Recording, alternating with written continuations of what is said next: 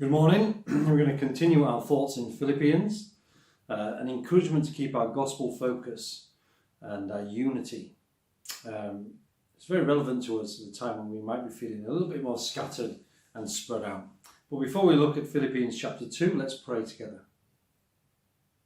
Heavenly Father, we thank you once again for your word. We thank you, Lord, for what we've been learning from Philippians. And Heavenly Father, as we continue to read into this wonderful passage this morning, Lord, that you will fix our eyes on Jesus, that we will see what he has won for us ever so more clearly, and that, Lord, we will then apply it to our lives, our church lives, as those united by the Lord Jesus Christ. Help us, Lord, I pray in your name. Amen. So I want to read the first 11 verses of Philippians chapter 2, very well-known passage, and I'd encourage you to read it again later. Let's meditate upon this. Therefore, if you have any encouragement from being united with Christ, if any comfort from his love, if any common sharing in the Spirit, if any tenderness and compassion, then make my joy complete by being like-minded, having the same love, being one in spirit and of one mind. Do nothing out of selfish ambition or vain conceit. Rather, in humility, value others above yourselves, not looking to your own interests, but each of you to the interests of others. In your relationships with one another, have the same mindset as Christ Jesus, who being in very nature God, did not consider equality with God something to be used to his own advantage. Rather, he made himself nothing, by taking the very nature of a servant, being made in human likeness. And being found in appearance as a man, he humbled himself and became obedient to death, even death on a cross. Therefore God exalted him to the highest place and gave him the name that is above every name, that at the name of Jesus every knee should bow in heaven and on earth and under the earth, and every tongue acknowledge that Jesus Christ is Lord, to the glory of God the Father. Now that's a passage that really needs to be thought about carefully, isn't it? So let me encourage you to read it again later. Well, Philippians is a joyful letter. There's lots of joy in it, but not at this point. This is a point where Paul's joy is not complete, because there's some disunity within church. It seems like there's some squabbling that has boiled over. If you have a look at chapter 4, verse 2, you see it's just a little fallout. Paul doesn't address a theological issue. He just tells Euodia and Syntyche to agree in the Lord, to agree together because of their unity in the Lord Jesus Christ.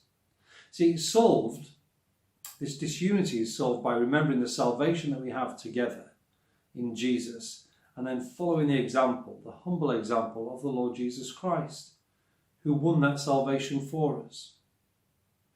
So look through that passage again with me just briefly. Verse 1. It's because of the unity that we have with Christ, because we've been united to the Lord Jesus Christ in his death, because we put our trust in him, because we've been comforted by his love, because his love for us brings such great comfort, doesn't it? It should do. Because of the unity that we have together with the Spirit, that we all share in the Holy Spirit together, that creates this tenderness and compassion within us. That should lead us to being like-minded. It means literally thinking the same, to love for one another, a unity in spirit and a unity in mind, or unity in purpose as well. So what we have in Christ and the comfort that we've received from him, the fact that we're all indwelt with the Spirit, and the tenderness and compassion that brings, should drive us to a deep unity in love, in spirit and in purpose. It should put an end to any selfish ambition or vain conceit. Paul might be thinking of those people in chapter 1 who were trying to get one up on him. Well, that means we're not trying to get our own way with an inflated view of ourselves. There's a danger we can be like that at times. Rather, it should lead us to humility. Our union with Christ, the comfort that we've received from his love, the fact that the Spirit dwells within us, leads us to a tenderness of compassion and a humility, where we value others above ourselves and we consider others' interests ahead of ourselves. Stop and reflect on this. We are in a tough and pressurised time.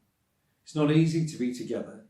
And sometimes we feel that our unity in the gospel has drifted. But let's not lose that. Remember what has brought us together. Treasure or seek this unity of spirit and purpose even now. And don't allow any pride, any selfishness or any vanity to damage it. Philippians reminds us that a little fallout can go a long way. And let's let the example of the Lord Jesus Christ move us. Sometimes we need to die to ourselves. We need to lay down our lives to keep this unity. And that's what the Lord Jesus Christ did. He died that we might be brought together. So we shall have the same mindset of Jesus Christ. Let me read those verses again. Who being in very nature God, did not consider equality with God something to be used to his own advantage.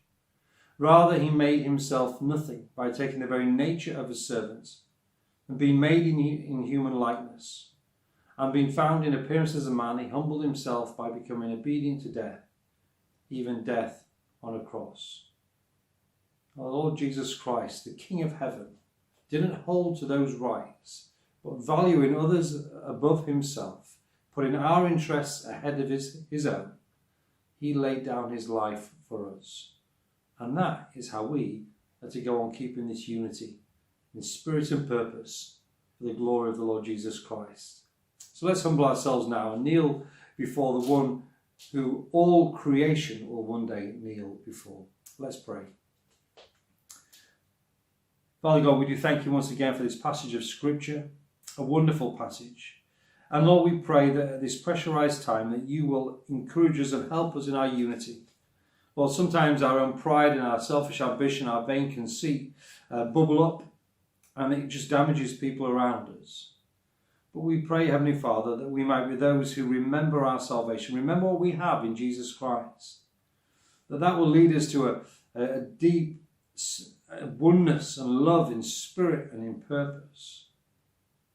Lord, that we will consider others as better than ourselves and look out for the interests of others.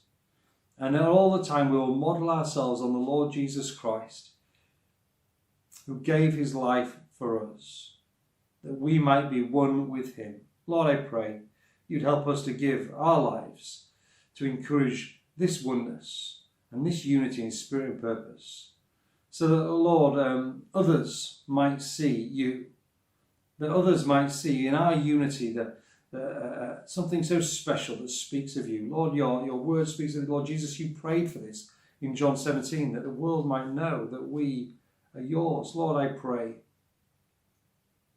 Heavenly Father, that you will help our unity to proclaim to others the wonderful salvation that you have brought us to.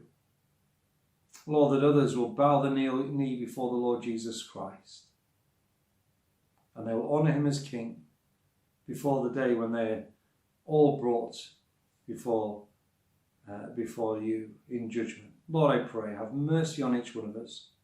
Strengthen us for today. And we pray, Lord, that you will keep the sacrifice, the love, the mercy, the grace of the Lord Jesus Christ so in our hearts and minds that it will affect all of our relationships with others today.